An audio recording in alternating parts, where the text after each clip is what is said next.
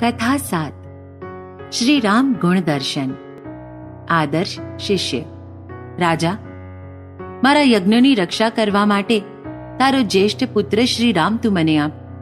મારા યજ્ઞની રક્ષા કરવા કેવળ તે જ સર્વ પ્રકારે સુયોગ્ય છે. મહર્ષિ વિશ્વામિત્રના આ શબ્દો સાંભળતા જ દશરથ રાજા થરથરી ગયા. મહર્ષિ ધન અથવા ગૌધન માંગશે એવું તેમને લાગતું હતું, પણ તેમણે તો માંગ્યો તેમનો લાડકો પુત્ર. એમના મોંમાંથી એક શબ્દ પણ નીકળી ના શક્યો. પોતાનું વચન પાળવામાં દશરથ અચકાઈ રહ્યા છે એવું લાગતા નારાજ થઈને પાછા વળવા નીકળતા વિશ્વામિત્રને જોઈને રાજગુરુ વશિષ્ઠે રાજાને કહ્યું, રાજન, વિશ્વામિત્ર સ્વયં જ અતિશય સમર્થ છે. સર્વ શસ્ત્રો અસ્ત્રોથી તેઓ જ્ઞાત છે. છતાં યજ્ઞના રક્ષણ માટે તેમણે શ્રી રામને પસંદ કર્યા છે. એમાં કોઈ ઉદાત્ત હેતુ હોવું જોઈએ. તું કોઈ પણ શંકા મનમાં ન લાવતા રામને તેમની સાથે મોકલ. શ્રી રામને જીવની જેમ ચાહનાર લક્ષ્મણ પણ તેમની સાથે વિશ્વામિત્ર ઋષિના આશ્રમે જવા નીકળ્યા.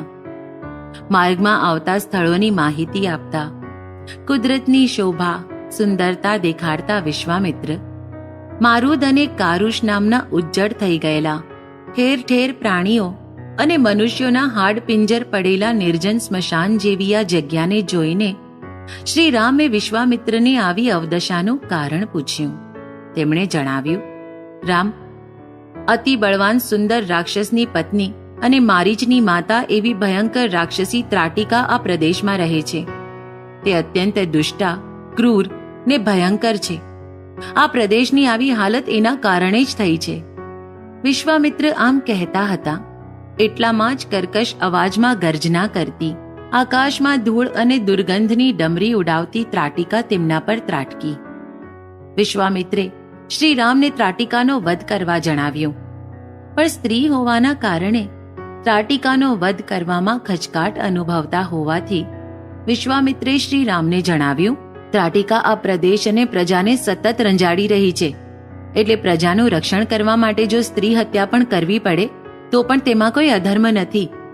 એ કારણથી જ ઇન્દ્રે વિરોચન પુત્રી મંથરાનો અને વિષ્ણુએ ઇન્દ્રનો નાશ કરવાનો પ્રયાસ કરનાર શુક્રાચાર્યની માતાનો વધ કર્યો હતો. તું નિર્ભય થા અને પ્રજાને ત્રાટિકાના ત્રાસમાંથી મુક્ત કર.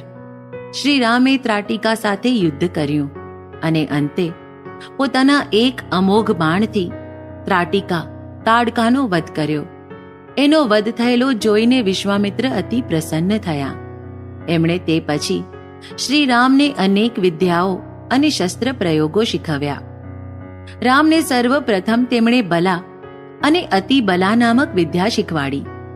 જે વિદ્યાના પ્રતાપે શ્રી રામ પ્રવાસમાં ક્ષુધા, તૃષા, થાક, ગ્લાનિ એવી પીડાઓથી મુક્ત અને રણાંગણમાં અવધ્યપણું પામ્યા.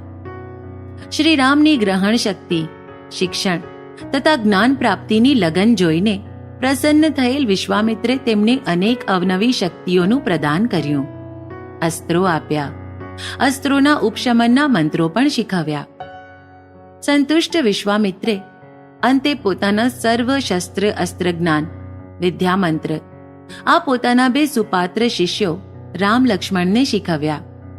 જાણે પોતાનો અમૂલ્ય જ્ઞાન વારસો આ અણમોલ આદર્શ શિષ્યોને સોંપી દીધો અને એ વિદ્યાનો બંને શિષ્યોએ યોગ્ય પ્રકારે યોગ્ય સ્થાને સદુપયોગ પણ કરી દેખાડ્યો. સુબાહુનો વધ અને મારીચને સમુદ્ર તટ પર ફેંકી પછાડી શ્રી રામે વિશ્વામિત્રનો યજ્ઞ યશસ્વી રૂપે પાર પાડ્યો. કથાસાર. શ્રી રામે આશ્રમમાં રહી ગુરુપત્નીની સેવા કરીને લાકડા, જળ વગેરે લાવીને જ ગુરુને પ્રસન્ન નહોતા કર્યા, પણ પોતાની જ્ઞાન પીપાસા, લાલસા પ્રગટ કરીને અને જ્ઞાન ગ્રહણ કરવાની પોતાની પાત્રતા સિદ્ધ કરીને વિશ્વામિત્ર જેવા અત્યંત કઠોર, ક્રોધાયમાન ઋષિની કૃપા પામી અત્યંત દુર્લભ અને મૂલ્યવાન એવું જ્ઞાન તેમની પાસેથી પ્રાપ્ત કર્યું હતું.